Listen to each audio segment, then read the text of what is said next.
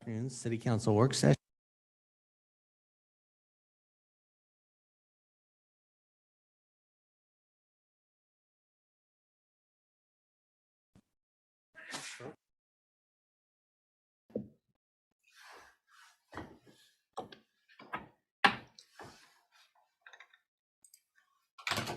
Here, Councilwoman.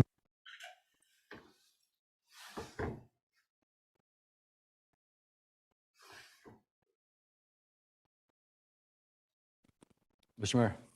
Oh. No. I cannot. You cannot hear us. Oh, I hear like every third word.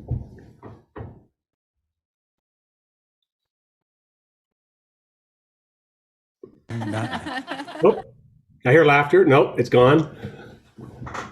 Are you messing? This is Sarah Schultz. I hear the same thing. It's on and off.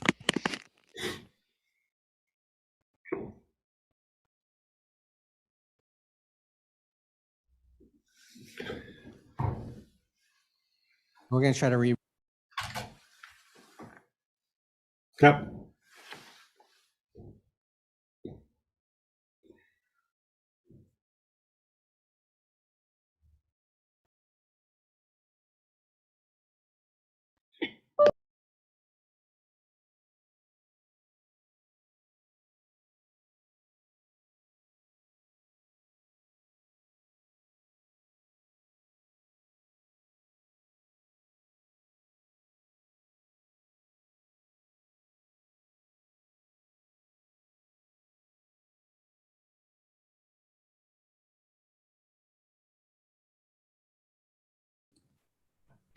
Hey, Chris, sound check.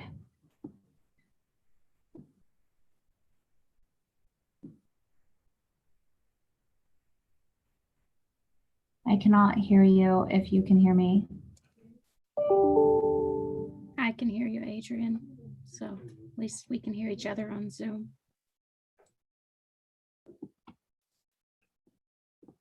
Perfect.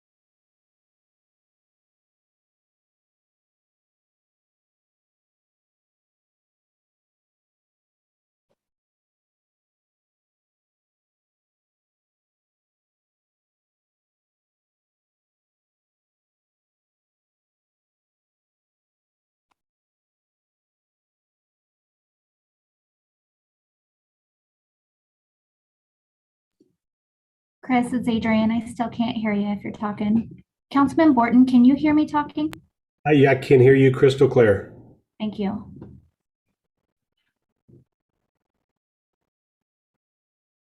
But that's it.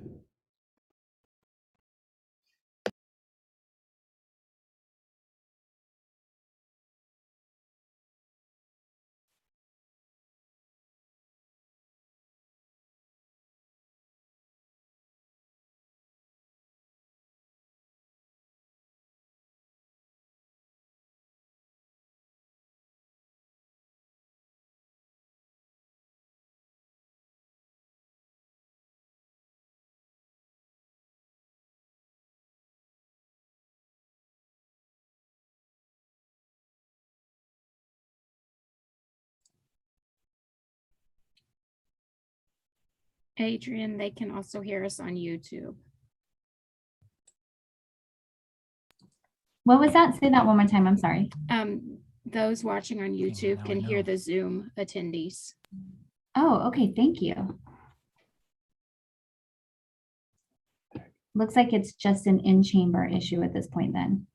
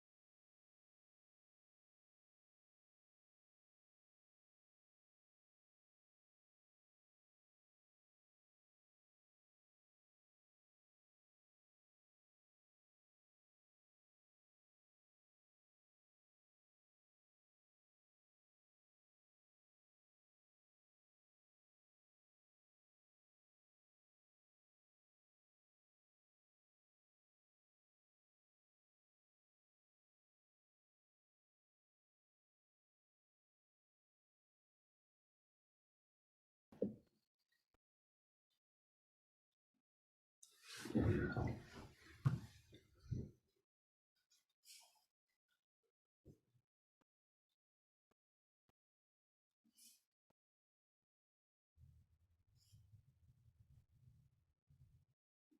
check for Joe, for Adrian. Anybody remote, can you hear us? I can. I Yes. can hear you now. you. Great, thank you.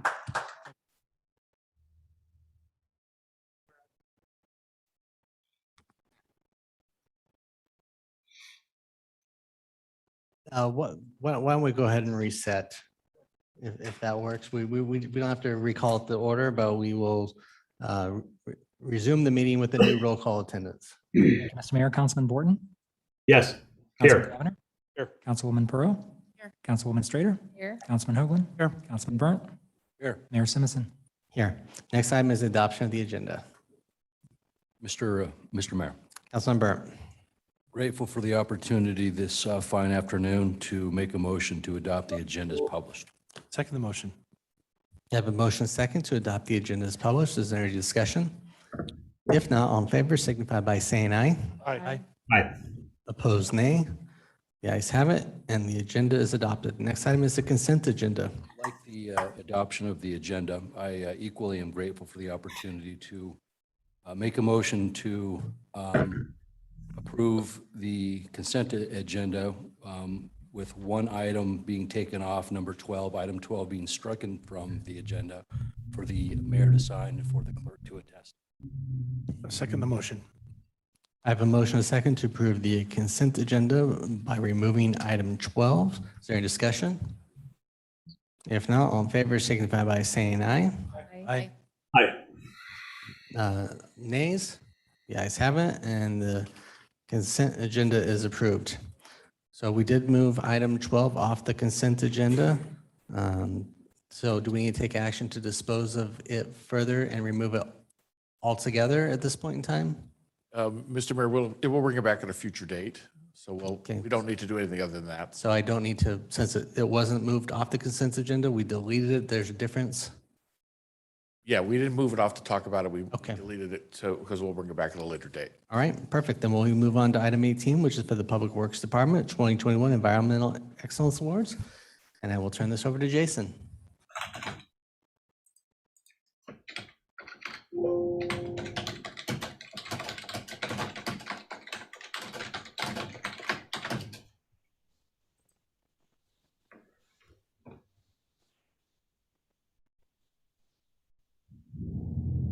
Testing.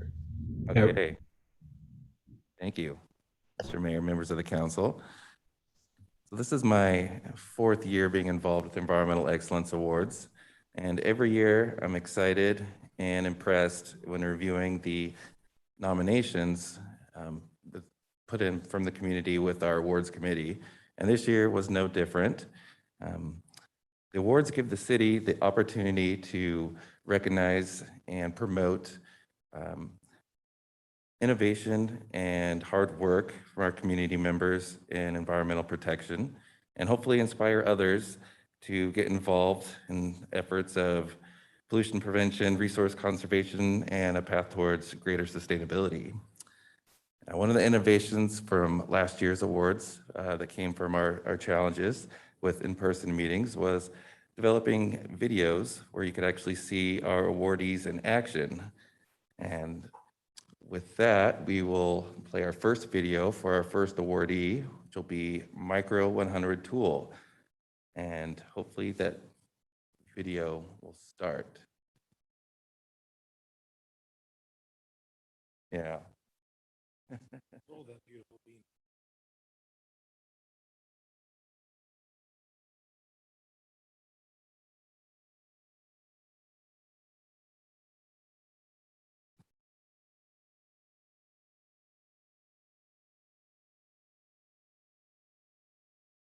AR, did you click the share sound with video?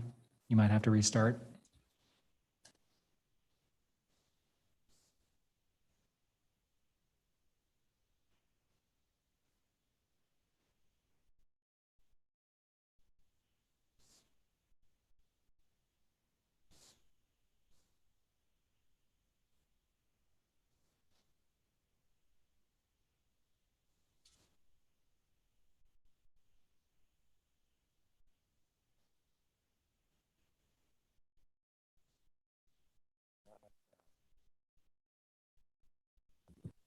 Sayard, this is Chris. If you can hear me, when you press share, before you pick the thing at the very bottom, there's a share sound button below the screen share. Choose that and then try again.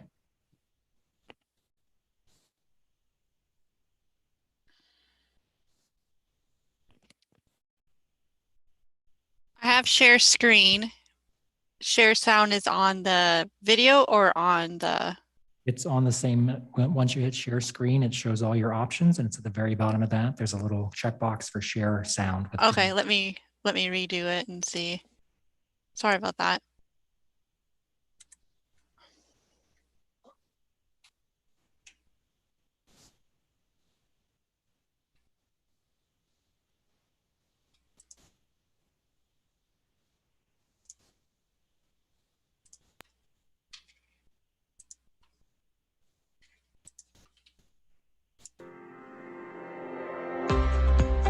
Micro 100 Tool produces a wide variety of carbide tooling products ranging in use from CNC machining to the medical industry. Part of the process for strengthening tools is metal plating, a treatment that traditionally created wastewater laden with toxic levels of pollutants. In their efforts to pursue more sustainable practices, the Meridian facility has eliminated electroplating and utilizes a coating process which produces no wastewater or hazardous chemicals. Through facility improvements in waste reduction and energy efficient lighting, Micro 100 is creating a facility that is healthier for the environment and their employees. We congratulate Micro 100 Tool on the 2021 Environmental Excellence Award.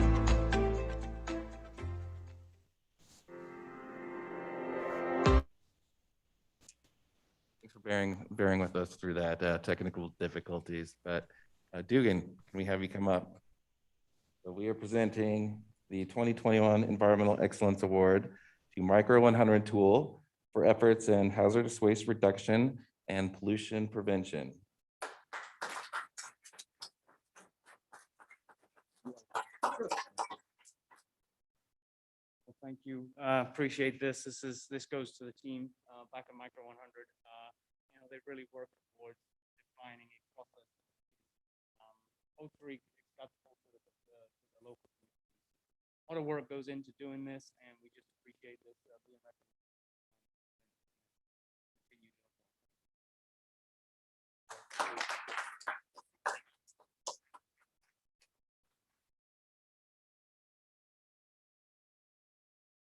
All right, hopefully it goes a little smoother playing the next video for our next awardee, which is Republic Services. And if we could get that queued up and shared.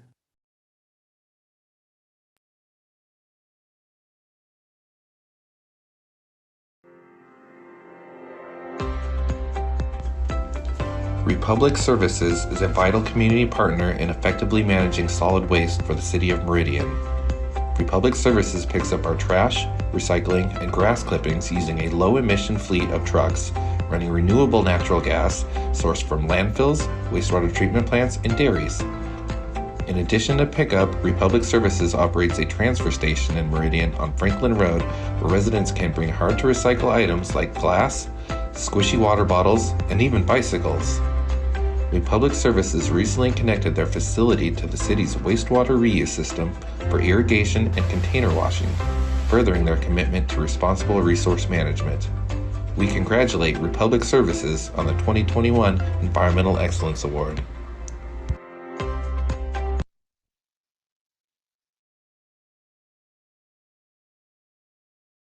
All right, thanks. And not to be repetitive, but I'd like to present the 2021 Environmental Excellence Award to Republic Services for commitment to responsible resource use and reducing emissions, utilizing reuse water, and providing opportunities for waste diversion. So Republic Services, as a great community partner, really defied us trying to put them in a category for this award. So we have several categories that we could have nominated them for. So congratulations.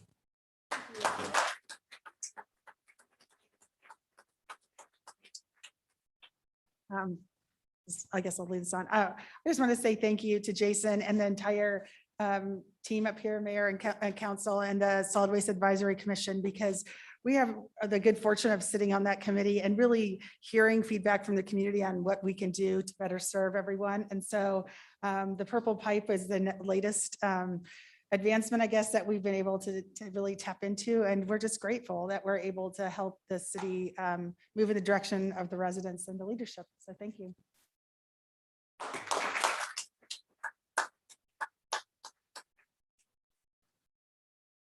All right, and we will be accepting nominations for the 2022 Environmental Excellence Awards. So if there are any good ideas out there from anyone in the public or in the audience today, please go to our website, meridiancity.org, and look for Environmental Excellence Awards.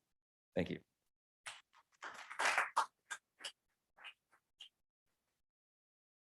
Thank you, Jason, and the team, and Council Administrator, anything you'd like to add as a, Yes. I'm sure there would be. Oh, thank you. I just wanted to say how proud we are to have these companies in our community working with us and moving us forward on these environmental initiatives. And I think it says a lot about the values that we hold as a community when we see that reflected back, and just want to express my appreciation for Micro 100, Republic, and the SWAC, and Jason and everybody. Thanks. Ditto. Thank you very much. Next item on the agenda was number 19, our Parks and Recreation Department Teen Activities Night Pilot Program Recap. We'll hear from Renee.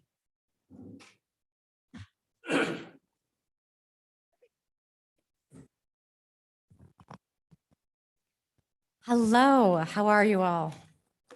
Wonderful. Hey, good. I am back to talk about Teen Night. I was asked to give a bit of a recap to everybody. I came in April and suggested we added some activities for teens to help maybe draw away from the teens that were overwhelming movie night. Took some feedback from all of you, made some revisions to the event. So we were able to produce, with your support, 3 different nights. So we were 3 consecutive Fridays in August. We had, it's not moving. We were able to have cornhole, pickleball, ladder ball. We had a company who come and brought virtual reality games, and then volleyball and basketball. And of course, we had free pizza. So we were graciously donated the pizza by Idaho Pizza Company, which was a significant savings to our overall budget. It was awesome, I agree. One of the highlights was the very first night we had some of our members of our fire department come and interact with the kids. They played some pickleball, some basketball, and just had a good time. They actually taught me pickleball, which I might have to do some more of. It's a lot of fun. One of the other highlights was watching the kids interact themselves. We had quite a few that would encourage the rest of them to come and get volleyball games going, because of course you had to have more kids for that. So I got to see a lot of kids who maybe normally wouldn't be hanging out together and having a really good time. The virtual reality was a hit. I would say it also ended up bringing some kids that maybe wouldn't have come to do some of the other activities. So you can see him there eating pizza. All right. You originally approved a budget of $4,280. We did hire security to come, although they ended up being really not necessary. Myself, I was there, and then we had 2 staff members from home court. So there was virtually no problems. Virtually sounds like there was a problem. There were absolutely no problems. So we had a great time. So we did have a savings of a couple $1,000s. The one thing that we didn't achieve, I would say, is drawing youth away from movie night at all. I think the youth that we served were a completely different clientele that maybe wouldn't have gone to movie night, or, were looking for something more constructive to do, or we had quite a few kids come out that were a little shyer, that needed an activity to be brought out, or their parents just wouldn't have let them just roam the park with movie night. So I would say we didn't quite achieve our objectives. We had probably 30 to 40 kids at each of the nights. The ones that came had a great time. It just did not achieve the objectives of drawing them away. And, I'm sure we could talk about a lot of different reasons why that's the case, but what kind of questions do you all have? Mr. Mayor? Councilmember. Thank you for your presentation. We spoke at the Parks Tour, and I asked you to come and give this update, so I appreciate you doing it. My question is, maybe we didn't, fulfill the original goal of taking kiddos or drawing kiddos away from movie night, but maybe we found another opportunity for, other kiddos to be able to come and enjoy the community in a way that they never would before. So in that regard, you feel like if we were to do this in the future, do you feel like it could grow? Do you think it would be worth? I absolutely think it could grow. I think in looking at our overall activities that we offer for teens, we've identified that as a gap. I don't know that I would suggest a Friday night, because I know that we displaced more people than we brought into the facility. And so I would really lean on, the facility managers there, Jake and the others, to, pick a night that made sense for what was already taking place in the facility. But yeah, it was a good event. Mr. Mayor, follow up? Councilmember. I think that would be wise to look at it a little bit deeper. I think that anytime that you can get kiddos engaged in the community, recreating, getting out of their homes and their bedrooms and off their phones and doing productive things, I think is always a huge benefit. And there's something to be said about momentum as well. I think 30 or 40 kids year one, given what we spent, is a huge win. Who knows what will happen next year when, maybe we have more time to advertise it and get the word out and really sort of look at the nuts and bolts and maybe what we did right and what we did wrong and make it even better. So I'm not disappointed. I'm actually quite excited about what this may look like in the future. Mr. Mayor? Councilman Pro. Sorry, my mic wasn't on. Thank you, Renee, for sharing this with us. Also at the Parks Tour, Renee had mentioned, I believe, about how kind of staffing would work, or we had some conversations about how that would work, adding this additional activity. Can you share that with us? Are you comfortable sharing that about how staff could cover more than one event at a time, and if there would be a need for additional staff that are involved in the process, not new staff, but existing staff that would need to be at these events that aren't currently? Sure. I can't speak to what additional staff or what else would be desired. I can say that I can't be in two places at one time to host two different events. We were able to do it this time. I trained our volunteer coordinator to run teen night, although, when I was done with my event, I did go over and make sure that she was okay and help close. But whether or not the bandwidth exists for other people to take it on, I can't speak to that. Councilman Cavanagh. Renee, I think when you first brought this, I was concerned about this as trying to pull people away from movie night. I didn't think that was going to be able to happen. To your point, there's a whole lot of attractive nuisances that happen at movie night, and even free pizza can't necessarily pull teenagers away.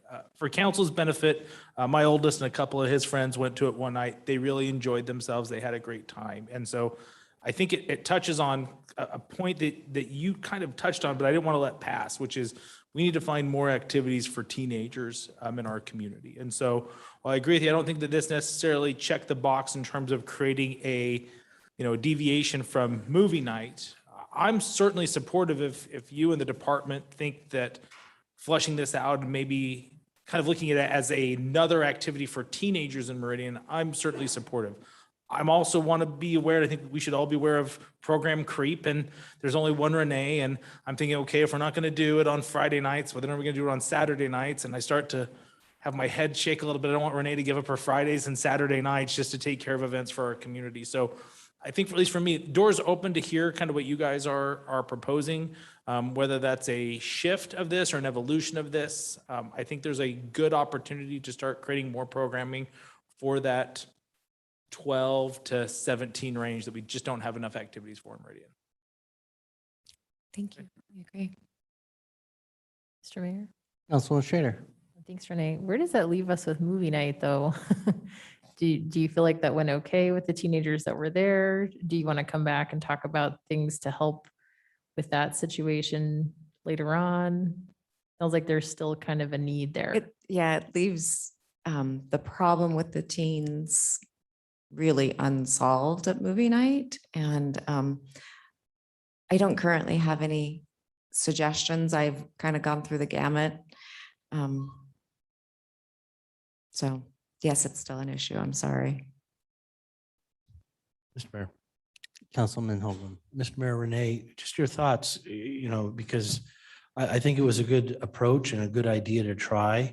One of the things I thought of, I'd like to get your thoughts on is, what if you still do it on a Friday night, but have it at a closer location? It would cost more money, but like at a Sawtooth Middle School, leasing that gym out, it's closer to that, to the park. So it might draw, instead of being clear across town, it frees up home court for the regular use of activities.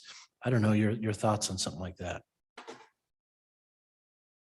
I think those things are worth a try. I think the attraction for the teens to come to the park, it's an established meeting place. It's dark.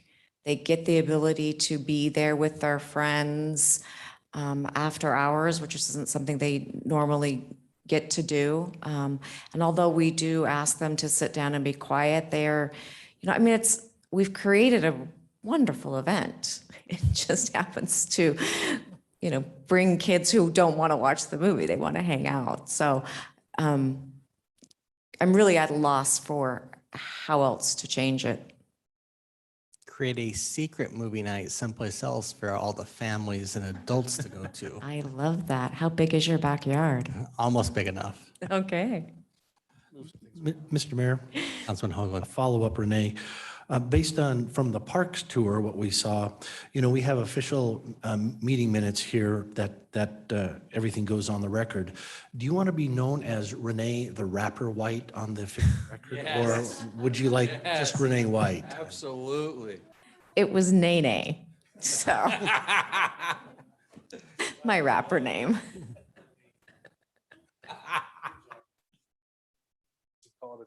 And no, thank you.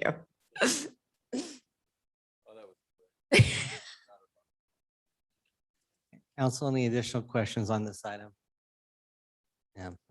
Yeah, I think there is still, this has been going on for as long as I've been with the city and everyone else in terms of the challenges. We went to one movie night and could almost not hear the movie because of the teens. But to everyone's point, unless we want to be checking IDs and wristbanding and kicking people out and removing them and hire the staff to do it. Yeah, but I think everyone's open for ideas to try to make it so that the movie can be more enjoyed by people there. So I think you have an openness to council for if it's resource allocation, otherwise, what would that bill look like? At least have that conversation. So. Mayor, if I could add a Yes, couple of Lieutenant. comments to support Renee, but also I think bring to light some of the safety challenges we have with the teen night being on the same night as movie night. It really makes it difficult for us to provide the staffing that we would like to have at these events. It spreads us too thin having them on simultaneous days as movie night. I think the conversation about movie night is a much more lengthy conversation. we've tried lots of things and we still end up having the same challenges. I do think for movie night, it's an important event. We're very supportive of the event. We support Renee and Parks and Rec in that event to the best of our ability. But the fact that it's so porous, it makes it very challenging for us to kind of contain the event. We've talked about putting it in one of the ballparks so that we actually have proper fencing. And we've talked about moving it to Discovery Park, but we don't think that that would benefit the youth because Settlers Park is such a central location in our community. But movie night is very challenging. We have had to remove lots of kids from movie night, but unfortunately it just pushes them to some of our local businesses like Jackson's or further into the park where it's darker and it's creating additional issues. Most of them are juvenile related issues, but still they're issues that we need to deal with because it's involving illegal activity. So we're always open to have further discussions. I know Renee and I probably need to get together soon and discuss next season, but hopefully we can come back to you guys with some better plans for next year. With that, thank you very much, and I appreciate it. All right. Thank you all.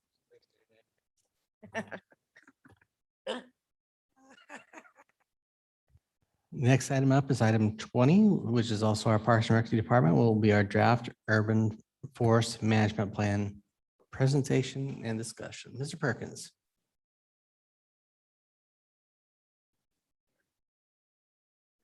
And council members, thank you for giving me this time to bring you up to date on what we've been working on and the Meridian City Urban Forestry Program.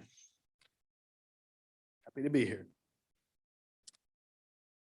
So one of the first things that I was given on taking this job was the assignment to come up with a plan for managing urban forest Meridian. This is what I've come up with. First of all, in order to come up with a plan to manage our forest, I had to sit down and consider what is an urban forest management plan? What does it do? What do we want it to do? So I relied on the age-old questions: who, what, why, when, where, and how, and answered each of those. The who, I think, is obvious at this point. Meridian City Parks and Recreation Department with myself as the urban forester. And the what would consist of introducing a concept and a need for a plan. Then we defined specialized terms that were used throughout that plan. And we briefly described the history and the population and the trends that in order to paint a picture of what the city needs. And we identified a mission statement and defined objectives of the plan. And in the plan, we discussed the process that was used to create it. Why do we need an urban forest management plan? Well, in the plan, we discuss why trees are needed and why they are an important part of the city. We identify the values that are provided by the urban forest, and we come up with the reasons why a plan is needed, and we address those. The when is yet to be determined. It's left that kind of open for 0 to 10 years. Is this meant to be a 10-year management plan? 5 years? It's still open to discussion. Where? The where is pretty obvious. It consists of Meridian parks and city-owned properties, all of the trees that are within these areas. The how are we going to carry out this urban forest management plan? So in the plan, I described the current policies and I described the current status of the urban forest. And I identify other stakeholders and partners who are gonna be there to help and encourage and participate in some of these ideas that are put forth. And evaluate those findings And then I established goals and lay out strategies to help accomplish those goals. So the first thing we had to kind of look at was where we're at now. Meridian Forestry now consists of one dedicated full-time employee, myself, as the Meridian City Arborist. So a vast majority of our tree work associated with the city managed trees is performed by contractors under my supervision. That includes tree pruning, removal, stump removal, and the planting. The city arborist also works with the planning department on tree mitigation, code enforcement for nuisance tree issues, responding to public inquiries, coordinating Arbor Day and Christmas tree projects, and addressing IPM concerns, as well as making sure that Meridian continues to qualify as a Tree City USA.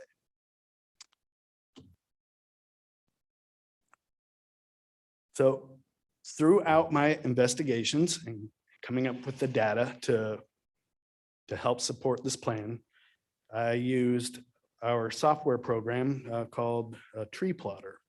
And in the program, one of the cool tools in the program is this ecosystem benefits calculator. And it's based, so the ecosystem benefits of our urban forest are based on and determined by the species, the DBH, and the type of land use.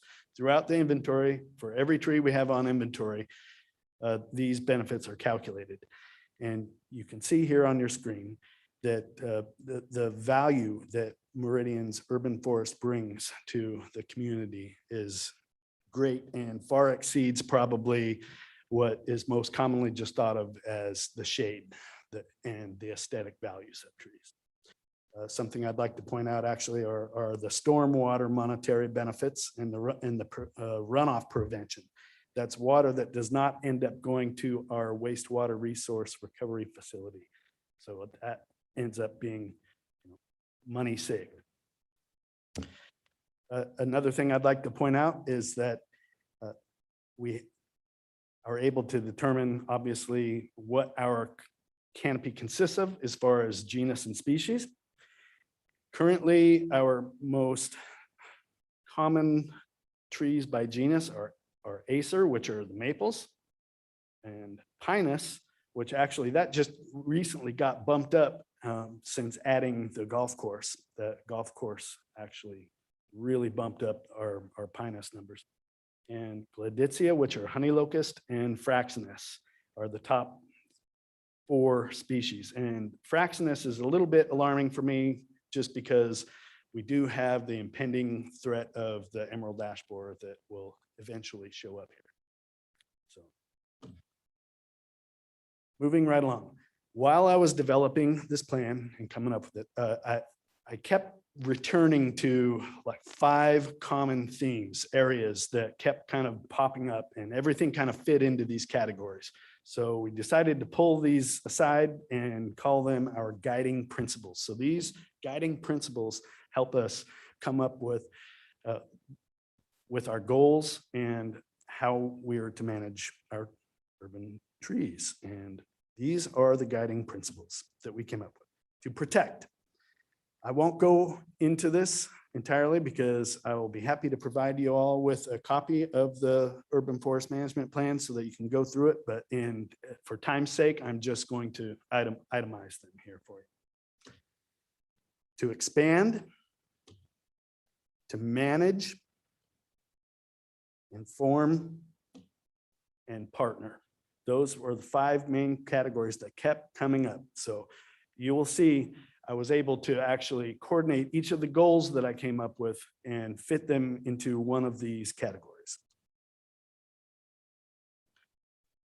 Speaking of the goals and objectives, we laid out the goals and objectives in a format that was consistent with the Meridian Parks master plan, where we identified actions and looked at how the capital cost estimate was going to be affected and the operational budget impact it was going to have, and then came up with a time frame to complete those goals. I'm happy to say that the Meridian Urban Forest Management Plan identifies many areas of opportunity where we can continue to grow the forestry program in positive ways without having a substantial impact on the current budget. Under protect, which was to protect and preserve the existing canopy in Meridian. I'd like to develop a more robust and diverse system for mitigation of tree canopy loss during development, because those mature trees that make up the city canopy at large are important to managing other aspects such as the ambient heat island effect and whatnot. So I'd like to do that by encouraging and incentivizing the retention, protection, and incorporation of existing mature canopy into the development among the Meridian urban forest. And I'd like to explore, develop alternative options for tree mitigation where retention is not feasible. In expand, we'd like to continue to create appropriate spaces for trees to grow and increase the canopy of Meridian's urban forest. We'll do this by building new parks, for one. We have Discovery Park Phase 2 coming right up around the corner. And on down the road, we have West Meridian Regional Park is in plans, and Margaret Aldapi Park. And then I'd also like to continue to work with planners and select tree species that are well suited for the location, and work with designers to incorporate more tree friendly spaces, and work with contractors to ensure that planning is done correctly so that the trees can reach their full potential. And expand, we'd like to continue to create appropriate spaces for trees to grow and increase the canopy of Meridian's urban forest. One of our ways to do that is working with the Arboretum, where I'd like to continue to make improvements to the Kleiner Arboretum. By an example of that would be modifying some of the irrigation to address the specific watering needs of the trees. Like to, which would include, potentially eliminating some of the turf areas within the Arboretum and expanding the bed space to accommodate the tree needs and come up with some companion planting opportunities. Add additional features such as naturalized shrub and perennial beds and large rocks and or boulders. Another area where we can expand is through the Lakeview Golf Course, which we just recently took over. And that would consist of conducting an inventory of all the trees on the golf course property, and then building a management maintenance plan to address the plant health care concerns there, and work with the golf course personnel to help guide them in the proper care for all the trees on the grounds. I'm happy to say that this goal has actually already been completed for the most part. To continue to create appropriate spaces for trees to grow and increase the canopy, we also like to explore a system where existing trees in our parks can be potentially adopted, and or new trees can be accepted and planted as a memorial by members of the public. And I'd like to create a mapping system for that. Now, I realize that some care would have to be taken in that process to make sure that that our parks don't end up looking like graveyards with tombstones. And I already have some really great ideas on how to do that. And it would end up being more of an educational aspect for the community at large. Instead of, for instance, the idea that's been bouncing around in my head is, you're familiar with the signs on the trees in the Arboretum. Something akin to that, only it would be an educational blurb about the tree that they're looking at. And then there could be a little note saying that this sign was funded by, in memory of such and such person. Okay. And then limiting the amount of those that we would actually put in the park so that we don't end up having a sign on every tree in the park. It would be limited to the singular species that might be in the park. So just an idea. I think this is worth kind of kicking around some more. I think there's something good there that we could come up with. And to So under managing, like to continue to find innovative and efficient ways to manage what we already have existing in our urban forest. The inventory software is one of the items that came up. We currently are using a version that is that we are allowed to use through the Idaho Department of Lands. It's very limited in what kind of powers I have. So as far as getting it to do things for me that help me manage our forest. It's good informationally, but it's not extremely useful for me. So in order for it to be as good of a tool to us as I'd like it to be, we need to procure our own license for that. So we'd also manage the tree planting, develop an organized systematic plan for continued planting of trees throughout all our properties. We'd review and revise the verbiage within the city ordinance text as necessary to create consistency and come up with a pruning cycle, which would be an annual process whereby all the city managed trees are pruned on a regular schedule, prioritizing trees that need the most immediate care. And then, of course, we'd support Public Works tree waste recycling program. And I'm happy to report to you, actually, that the first item, the inventory software, has already been approved for the fiscal year 22 budget. So we got a head start there too. Thank you for that. Continue to find innovative and efficient ways to manage the existing urban forest by looking at the downtown trees. We'd explore potentially taking on the maintenance of the street trees on both sides of Main Street from Franklin to Fairview Avenue. I feel like those trees are are like the face of downtown Meridian. And anybody who's visiting the city or passing through drives by those trees. And if anything were to happen to them, I feel like it would be a smudge mark on the face of Meridian, and I would really like to prevent anything like that from happening. I'd like to also create more tree-friendly growing spaces to accommodate the need for lasting mature canopy in downtown Meridian.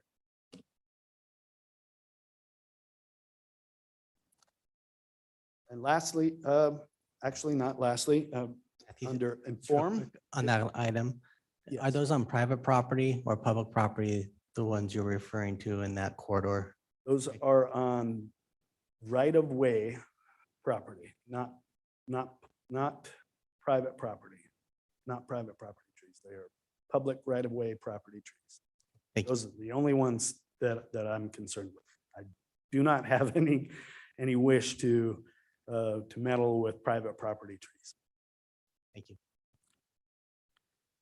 To inform, we would work to promote and foster community development by providing education opportunities to the public and our employees through the Arboretum and through community education classes, brochures and downloads, workshops, volunteer programs, and by enhancing our website. And lastly, but not least, I couldn't do all of the stuff that we have been talking about without partners. And so I'd like to continue to build and foster those healthy partnerships with ACHD, Idaho Power, Treasure Valley Canopy Network, other cities, downtown development, the United States Department of Agriculture and the Idaho State Department of Agriculture, the Arbor Day Foundation, and nonprofit organizations such as CWI, Idaho Botanical Gardens, Idaho Fish and Game, etc. And can't forget about the local contractors and all the other local businesses. So as the city of Meridian continues to grow and becomes the premier place to live, work, and raise a family, the Meridian Urban Forest Management Plan will help guide the city arborists to build a robust forestry program that suits the needs of our community.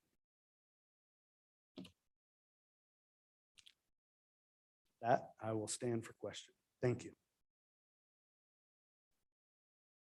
Thank you, Matthew. I'm going to turn this over to Councilman Burnt. Matthew, thank you for your presentation this evening. Questions from council? Council President. Ms. Pearl? Thank you very much. This is fantastic information. Just a couple questions. When you mentioned the software and all the things you'd like to do to manage the inventory of trees, what do we currently do for pruning cycles? Is it just handled by the individual parks directors to prune their locations on their own, or is there a pruning cycle that already exists and you're just wanting to automate it through a software system? Yes. Okay. Yes, we actually already have a pruning cycle developed, and it's continually morphing and evolving with all of the new sites and stuff that we've been taking on. So having that inventory program will be extremely beneficial in managing all of those. Is the hope then to get it, to get the information organized enough and systemized enough to then add like tree planting and improvements to the CFP in a, on a 5-year, 10-year? You had mentioned kind of how long do we want this management plan to last? And so is that a goal, is to actually have a plan set up such that it would be then added to an expected amount added to the budget every year? Are we kind of getting that far? We're getting a little far. Okay, the director just came over, so maybe he I wants. think I can help him with that answer. It wouldn't be the intent to put it in the CFP because it's not capital projects. They're ongoing maintenance and operations projects, and we handle them as detailed fixed costs. So the idea would be, just if you just substitute the CFP part of that question to having a plan lined out for multiple years that would become our detailed in the detailed fixed cost portion of the budget. That would be the intent. Council President Burnt. Mr. Trader. I have a couple of things, but first of all, the report was excellent and I'm just blown away. You're a one-man band, what you're accomplishing. It's incredible. We have 7% canopy cover based on the report. I guess my first question is, how are we doing? How is that? Is there a benchmark? What's our, guiding? Because I read the goals and the goals are great. There are a lot of goals, or I'm rambling a little bit, but it was a lot about having a great program that can be maintained going forward. But what I didn't see is like an ambitious goal, like, we want to map the city to find all the heat islands where there are no trees, and we want to increase the canopy by X amount in those areas. Or we think that we should be achieving a 10% canopy cover in the next decade. And do you need like some consulting resources to drive goals like that? Do you need to hear from council if we're interested in goals like that? I just was surprised I didn't see anything like that. All of the above. And we're still kind of in the exploratory phases here of fleshing this out and figuring out exactly what we want. Ideally, yes, I would love to be able to come up with a plan like that where we are shooting for an ambitious goal like 10% canopy. Council President Burnt. Mr. Cavanagh. Matthew, Matt, what do you prefer? Either or. With Matt. I'm Lucas, when my mom gets mad at me and loses my voice, so we'll stay informal. One, Matt, I enjoyed getting to meet you on the parks tour, and your enthusiasm for your trade, just comes across when you're presenting yourself. And like my colleagues, I did not think on paper I would enjoy like a tree plan. When you look at that, and it was really insightful when you look at where we're headed as a city.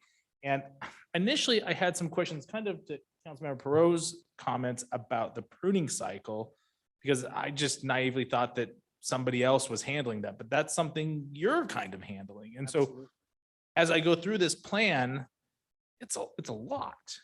And when we have people who are amazing and care about our city and are really great at what they do, I naturally worry, are we self-imposing ourselves to be overwhelmed at a later point in time? And so I'm hoping that you could maybe talk a little bit about achieving this plan with you as kind of the lead for that, and being the kind of the sole staff resource, and how achievable is it given your time and the premium that your job commands? Yes, I do feel like it would be achievable. I'll definitely need to come up with some creative ways to do that. I think in the plan, one of the things I mentioned was coming up with a volunteer program aimed like the tree stewards. That would be a great program for me to start up, kind of one of the first things that I wanted to jump on. Because that would be a tremendous help. Most of the trees within our parks are on the younger side, and that is the most important time to get the structural pruning done that would actually have the most longevity as far as making our canopy last for a long time and be healthy and not have the problems that a neglected canopy would have. So I think I'm going to have to end up relying on some volunteers and additional other parks personnel stepping in and helping me when I come up with projects like that. So, Mr. President. I do feel like it is achievable. Mr. President. Councilman Cavanagh, I appreciate the sensitivity to the overworked issue. It's very real in our department. We're a lot of one-person bands. Renee earlier tonight, Matt, great example. I came up because one of the pieces I'm probably better suited to speak to is we do have a forestry assistant in the CFP coming up in FY23 that I want to make you aware of. It's been in there already for 3 or 4 years. We had it planned for our future as Discovery Park came on, more trees, more, multiple sites. The tree canopies or the urban forest is getting older, and as it ages and gets bigger, the pruning needs increase. The management demands increase overall. So we do have a need for an additional staff, and appreciate the opportunity for me to just, bring that up. We do have it planned for. We've had it planned for a number of years. It's not coming up this year, but it will come up next year. Steve, I wasn't sure if I could speak to that or not. Council President Burnt. Strader. Yeah, one thing too, I think to think about, and maybe it's just to hear from council if this is a priority for them as well, but I'd love for you to try to identify, maybe come back with kind of a goal on where we want to go in terms of increasing our tree canopy, and especially finding the areas of the city where there's a high need. That urban heat island effect is a serious issue for people in the summer. And I think it's something that we should focus on. And I love the focus on the outreach and education, because I don't just view it that, our only goal is trees on city property, period. I personally view it that your department could have a real community impact and could partner with HOAs, especially in underserved areas, or other organizations to try to increase the tree canopy. And so, I think it's really important, and I appreciate the plan so far. I just would challenge you guys a little bit, and just to give some support. I strongly support putting some more resources into this, within reason, if it helps us develop some ambitious goals that kind of take us into the future in the next several decades. Excellent. I'm happy to hear that. Thank you. Mr. President. Mr. Hoagland. Good question, Matthew, on your urban forest management plan draft on page 41, there was the current Meridian pruning cycle, and it gives the years and locations, but I'm assuming those are all the locations eventually 20 through, in future sites that you are responsible for, that those are city properties, right-of-way properties that we have to maintain. Yes. Okay. So those are the areas that, to Councilwoman Strader's point, that, where we can increase canopy and additional trees and look at heat islands and definitely, if we get Discovery Park, phase 2, there's going to be a lot of trees out there. So, if you're going to meet goals, there you go. You met 10% in the 1 year. So, but I mean, those are good comments to see where are those areas that we can improve, or there's older trees, because some of our downtown parks are older and some of the trees aren't in great shape just because of insects and other things, disease. So Growing space, the downtown core itself would benefit greatly from making some amendments. exactly. So yeah, you do have your work cut out for you, and I appreciate Steve talking about the budget and additional help, and we need to see what we need to do in that area in the future.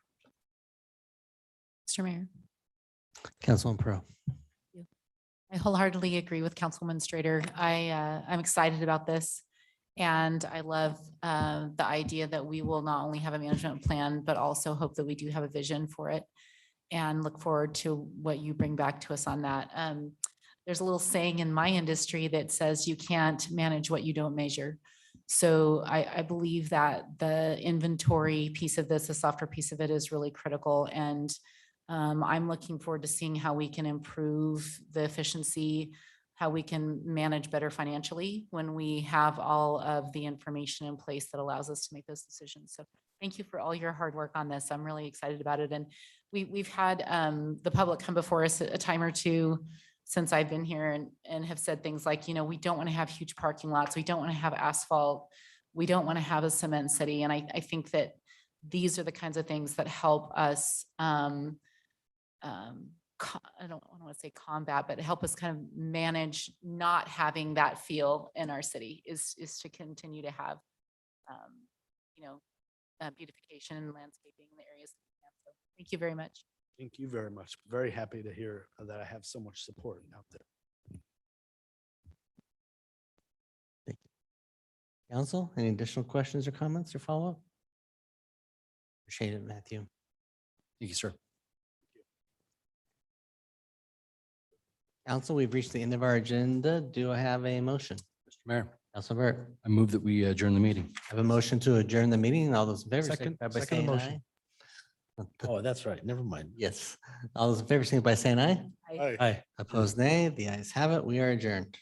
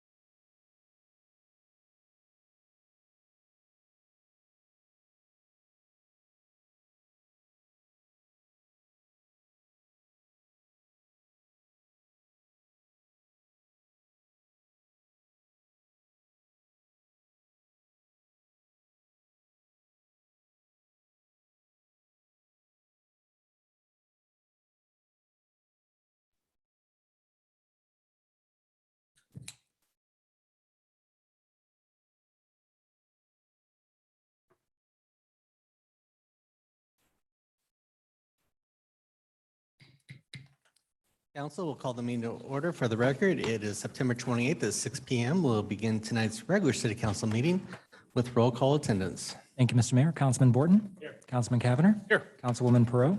Here. Councilwoman Strader? Here. Councilman Hoagland? Here. Councilman Burnt? Here. Mayor Simmons. Here.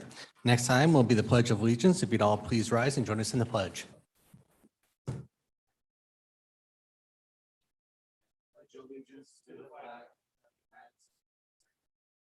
To the republic.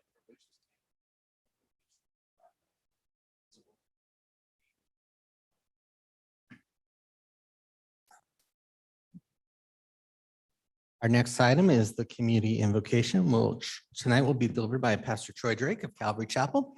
If you would all please join us in the community invocation or take this as a moment of silence and reflection. Pastor Drake. Council members, would you join me?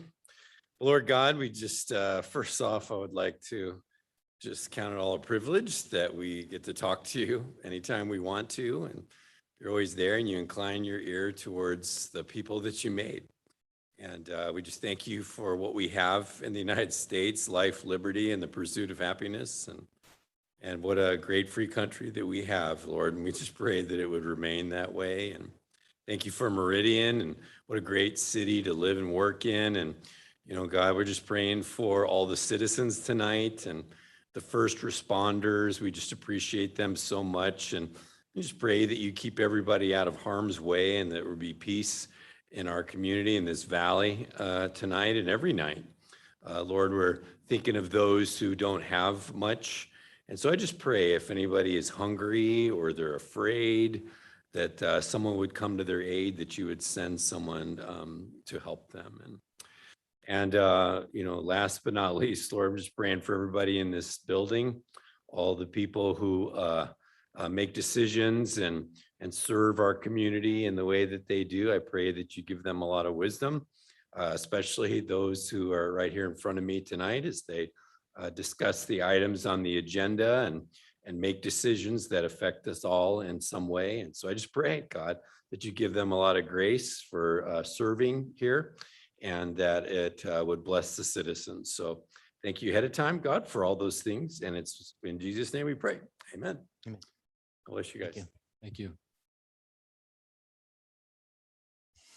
Next item up is adoption of the agenda. Mr. Mayor, Councilman Burnt. I move that we adopt the agenda as published. Second the motion. I have a motion second to adopt the agenda as published. Is there any discussion? If not, all in favor signify by saying aye. Aye. Opposed, nay. The ayes have it, and the agenda is adopted. Mr. Clerk, do we have anyone sign up under public forum? Mr. Mayor, we did not. Okay, then we will go into action items. First item is a public hearing for Regency at River Valley Phase 3, H 2021-0059. I will open this public hearing with staff comments and turn this over to Joe. Thank you, Mr. Mayor. This is Sonia's project and the applicant is requesting continuance, so that's why she's not here tonight. The project is needing to be renoticed because they increased the number of the dwellings, so they wouldn't be able to be heard tonight appropriately. So that's why they're just requesting a continuance. Your continuance to the October 19th date is what their request. Other than that, I have literally no idea what else the project is about. Fair enough. Council, any questions? Or do I have a motion to continue this public hearing? Do we have a date that was identified? October 19th. October 19th, that's right. Mr. Mayor, Councilman Hoagland. I move that we continue H 2021-059 to October 19th. Second. I have a motion and a second to continue the public hearing. Is there any discussion? If not, all in favor signify by saying aye. Aye. Opposed, nay. The ayes have it, and that item is continued. Thank you. Next item up is a public hearing continued from August 24th, 2021 for Horse Meadows MDH H 2021-0050. We will continue this public hearing with any comments from staff. Thank you, Mr. Mayor. This one I do know about, so we should be better off. Just a quick recap, this is at the southeast corner of Black Cat and Pine. The original request was for a DA modification because the application was, well, I should say the preliminary plat and rezone was approved in December of 2020. Within that, there was an existing provision that required that the servient sites, which I guess this is the best map here, these three, as well as the existing site, gave up their rights to use the existing access easement, which is Quarter Horse Lane, that goes directly to Black Cat. At the previous council hearing, there were some issues with what was being proposed, having a gate across the property, et cetera. However, since then, the applicant has discussed this with their own legal counsel, and we received a letter on September 16th regarding this. I guess I'll stick it on the plat for now. Regarding the easement and what the property owners have a right to do. Because of this letter, which I hope everybody reviewed, I thought it was very insightful and I should say informative. I learned some things in it as well. The applicant is now requesting to keep the plat and basically what's on the screen the way it is, including the green space in the southwest corner. And they are proposing to move the easement from along the southern boundary to over the new public road connection to Pine, which is in line with what their legal counsel gave them advice to do, or I guess an option really to do. Instead of providing a gate or requiring anybody really to relinquish their rights, this is an alternative method that they can just move the easement since they are the site that holds the easement physically on their property. With that being said, staff analyzed the letter, discussed with the applicant what would be ideal, and these are the recommended revisions to two existing provisions in order to keep the project moving forward, and it will still be compliant with all of code, et cetera. Really, that's all that I have. I believe the applicant may have more, but I will stand for any questions that council has. Thank you, Joe. Council, any questions for staff? Okay. Would the applicant like to come forward?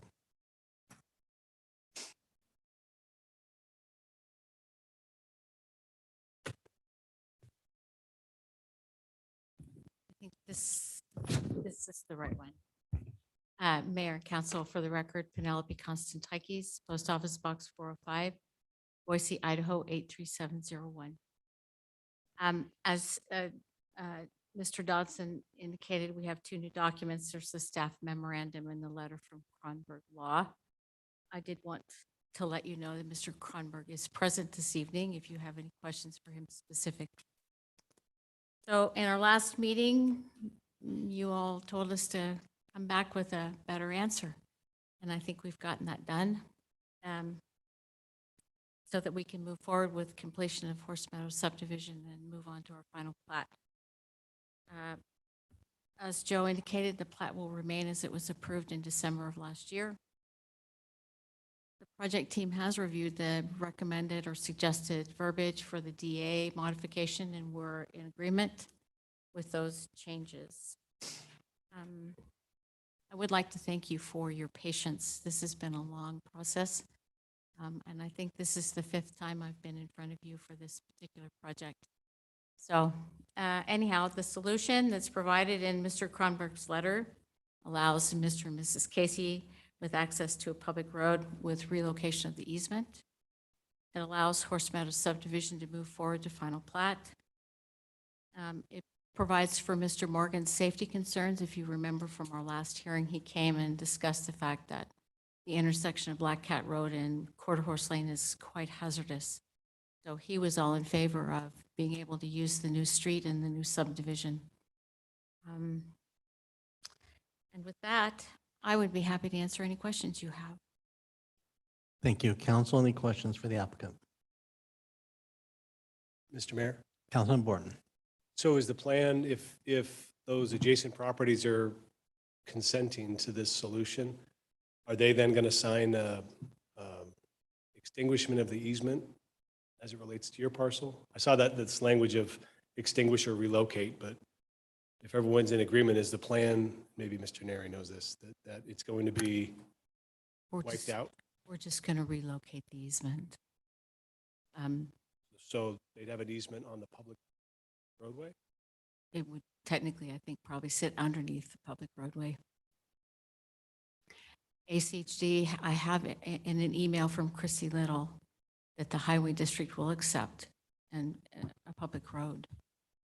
Sitting on top of that, as a matter of fact, it just says ACHD will allow a public street to be constructed over the easement area. So that was kind of the last piece of it, so. Mr. Mayor. Councilman Borton. The question for legal is what's in the parade of horribles that could happen, what exposure really does the city still have, if any, with the solution? Mr. Mayor, members of the council, Councilman Borton, I mean, nothing is bulletproof in the legal world, right? And I think Mr. Kronberg later points that out. In the ranking of liability risk for the city, again, we're not moving their road. They are. It's their property. So they wish to move it. I mean, there certainly is a potential exposure, but as Mr. Kronberg pointed out in his letter, there is case law that supports it. So I don't know the flavor of the adjoining neighbors. I think it's primarily one neighbor that doesn't want to consent. But again, he has an easement access. He doesn't have access to, he doesn't own any of it. So all of it belongs to this property. So he still will have access. I mean, when we discussed it with my team, I mean, if the access was very difficult to maneuver or to manage or very far away even, I could see more of a reason of concern, but it isn't. It actually goes to a safer location. So again, I don't see exposure to the city. Am I going to say that somebody wouldn't try to do that? I don't know, but I don't really see much exposure. This is a request by the property owner to reconfigure their own property and still provide access to their adjacent neighbors. So from a legal perspective, I think it's a fairly minor concern for us. And again, for reading Mr. Kronberg's letter, if it has to do with roads, Mr. Kronberg's very knowledgeable in that area. So I don't really foresee any significant risk here. Council, any additional questions? Mr. Mayor, Penelope, Councilman Hogan. just kind of see how this plays out. You have to have, they need access to be able to get out of for the three property owners to get out. And during construction, I'm assuming you guys will have a plan for that to make that happen. You know, they can go out once this road closes down and vice versa. So do you have any idea on how that works, just to shed some light on that? Mr. Mayor, Councilman, I don't know specifically, but it's not the first time that a subdivision development occurred where there was access ongoing. So I would assume that it's probably for some period of time, the access will remain as Quarter Horse Lane, and they'll work on the northern and the eastern side of the parcel. Once there's an avenue out to Pine, then they'll start using that route instead. It will certainly be handled appropriately. Okay, thank you. Council, any additional questions for the applicant? Okay, thank you very much. Thank you very much. This is a public hearing. Mr. Clerk, do we have anyone signed up to provide testimony on this item? Mr. Mayor, not in advance. We did not. Okay, is there anybody in the room that'd like to come on forward and provide testimony at this time? And we have nobody online this evening, so it'll just be those in the room. Seeing no one coming forward, does the applicant want any final? They are waiving their request for final comments, so. Mr. Mayor. Councilman Borton. One question, just because I'm really curious to Joe. What significance, if any, is there between submitting a final plat and signing the final plat in these two conditions? Great question, Councilman Borton. They're actually two separate applications, two separate steps. So when they submit a final plat, that's kind of step one of following their formal approvals from council. That kind of lays the groundwork for everything. Usually it allows them to start actually constructing the roads. If I were to say the first one to wait until final plat signature, that just delays things, which we want the road to be built. That's the point of getting this access constructed. So we want to have them have that opportunity, but prior to receiving final plat signature, which is the final step before we get everything recorded and pretty much the city's hands are, I guess, off of at least the subdivision minus the individual home building permits, then we want everything to be done. completed 100% as much as we can. There's other nuances with surety bonds and everything that could come into play, but that should not occur with any of public right of way. You're very welcome.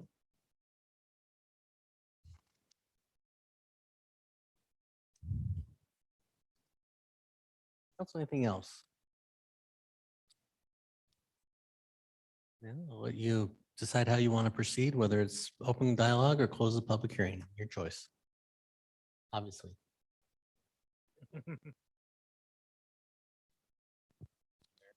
Councilman Borton. I think this one might be straightforward, the solution. So I'm going to make a motion that we close the public hearing on H 2021-0059. Second the motion. Motion and second to close the public hearing. All in favor signify by saying aye. Mr. Mayor, I misspoke. I apologize. I'm reading the wrong one. So I'm going to move to close the public hearing on number 2, which is 2021-0050. Second agree. Second agrees. Second agrees. All those in favor signify by saying aye. Aye. Aye. Opposed, nay. The ayes have it. Public hearing is closed. Mr. Mayor.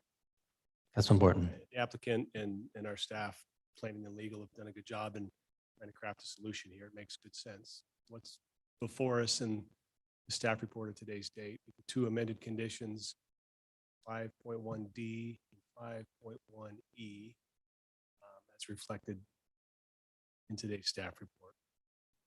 Going to be an appropriate solution to a challenge. So I'm going to make a motion that we approve H 2021-0050, the DA modification request with the conditions as amended in the staff report of September 29. Mr. Mayor, I'll second the motion. I have a motion and a second to approve the item. Is there any discussion on the motion? Chair, Councilman Schrader. I think the date might be September 28th, just to amend that. Second agree. Second agrees. All right, clerk will call the roll. Thank you, Mr. Mayor. Borton. Cavanagh. Aye. Perot. Aye. Strader. Aye. Hoagland. Aye. Burnt. All ayes, motion carries. The item is agreed to. Thank you, everyone, for the work patience.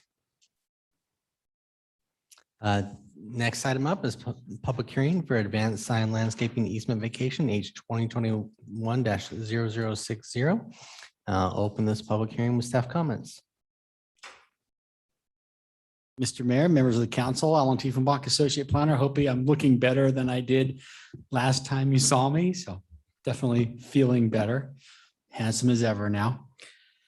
This is a proposal to. It's a proposal for the vacation of a landscape easement. Put up a vicinity map so you can see this. It's 4 lots zoned IL. It's at East Lanark and Olson intersection, which is basically near the Eagle Road in Franklin. In May of 2021, there was a certificate of zoning compliance that was approved. While this process was going on, it was discovered that, so the 4 lots are in 2 different subdivisions. The top 2 are in the Olson subdivision number 2. The bottom 2 are in the Olson subdivision number 3. They came in to do a certificate of zoning compliance for this industrial building that you see here. And what was discovered during this process is this particular subdivision, Olson number 2, had a landscape easement. If you can see where my pointer is here, this landscape easement is a note on the plat, and it would be roughly about where this building is here. The intent of this landscape easement was, at the time, the southern plat, they didn't know what was going to go there, whether or not it was going to be residential. So this was a residential buffer. Since that time, the applicant has also bought the property to the south, not part of this project, but they own it, and that property is zoned commercial. A condition of approval of the certificate of zoning compliance was that they vacate this landscape easement. Because this was a landscape easement, it was not required for them to provide relinquishment letters. It was just a note on the plat for this landscape easement. With that, there's a property boundary adjustment in the process that would be finished if this were approved this evening. With that, council, I'll stand for any questions if you'd have any. Thank you, Alan. Council, any questions? Seeing none, would the applicant like to come forward?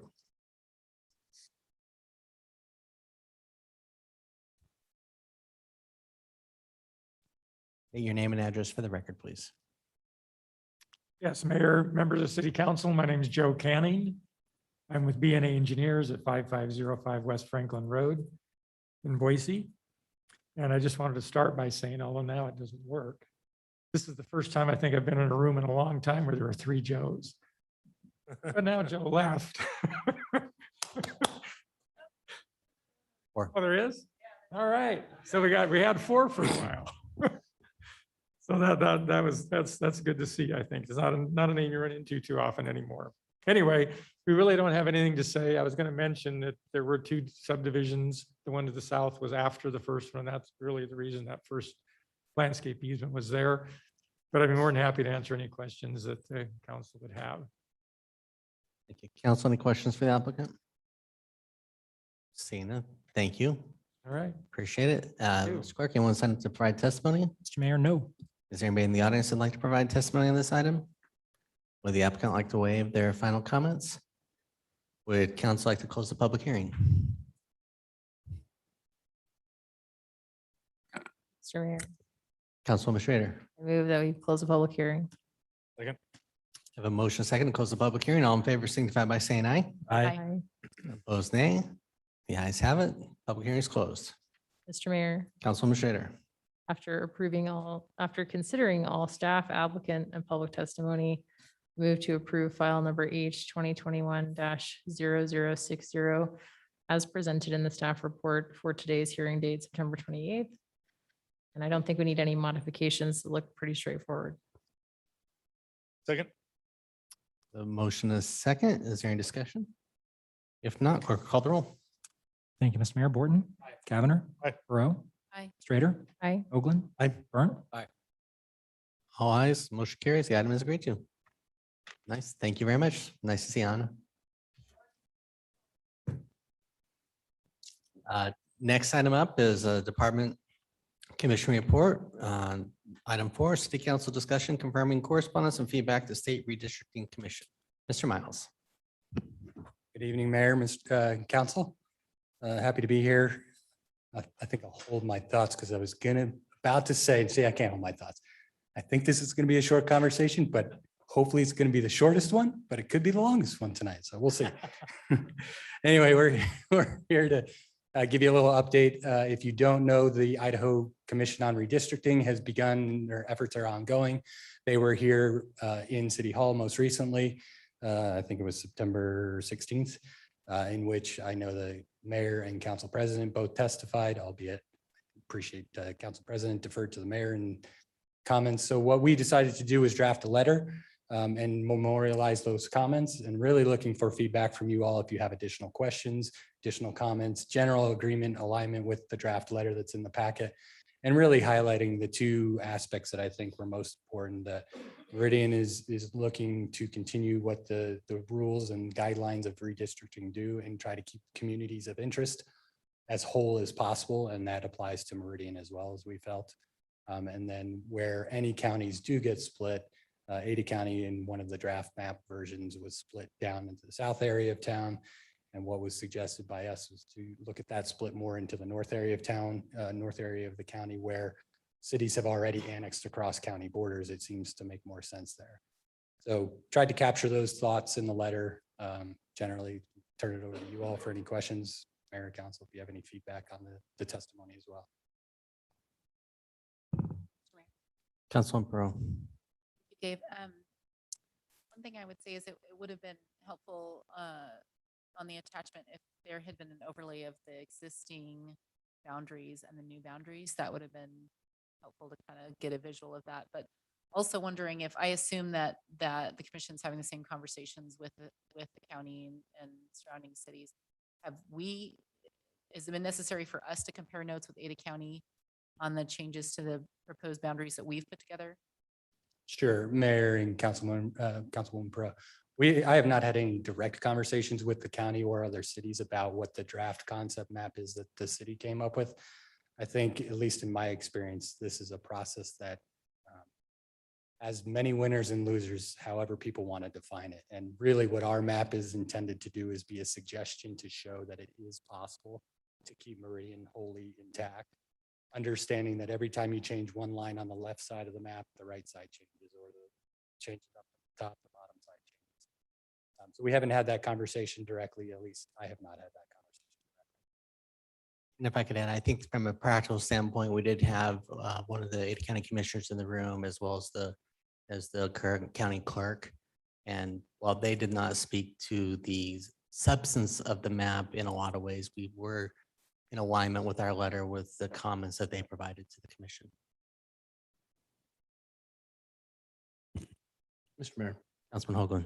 comment, Dave. I thought you hit the nail on the head with the comment about Star as they grow and they're growing westward. And they cross a county boundary and makes sense. It keeps the community together. And courts would look upon that as a okay deal, we think.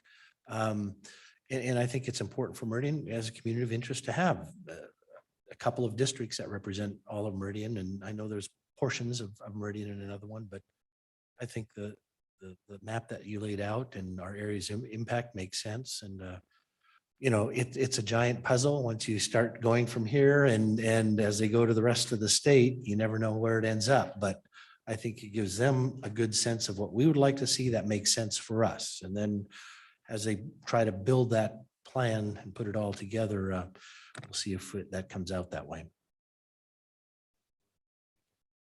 Mr. Mayor. Councilman Burke.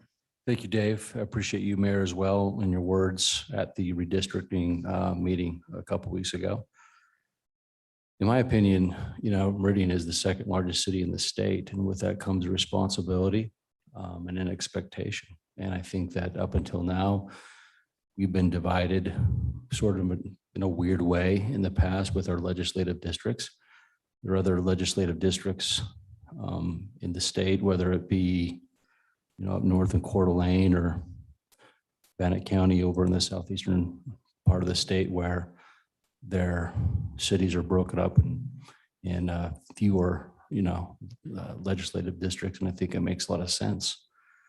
Being the second largest city in the state, I believe that it makes sense for us as well. And I think that, and I have a lot of faith in the redistricting commission that they'll look at that and they'll see that the importance of why we need to be looked at probably a little closer than we have been in the last couple of times. So thank you again, Mayor, for your comments. I agree wholeheartedly with what you said. Thank you. Yeah, it'd be nice if the state used the prime meridian to start from creating their stuff. Yeah, as compared to being the place where they come to at the very end, which is pretty much what it was last time. So, council, any additional comments? Would you all like to have your name on the letter as well? Sure. Yes. Yeah. Okay, then we'll make that change and process it appropriately. Thank you, Mayor and Council. Appreciate it. Thanks, Dave. Pretty sure I was the quickest one. You are. Good job. You know exactly how to do it. All right, anything under future meeting topics? Sir. Then do I have a motion? Mr. Mayor, Bert, I move that we adjourn the meeting. motion to adjourn. All in favor, signify by saying aye. Aye. Aye. Opposed, nay. The ayes have it. We are adjourned.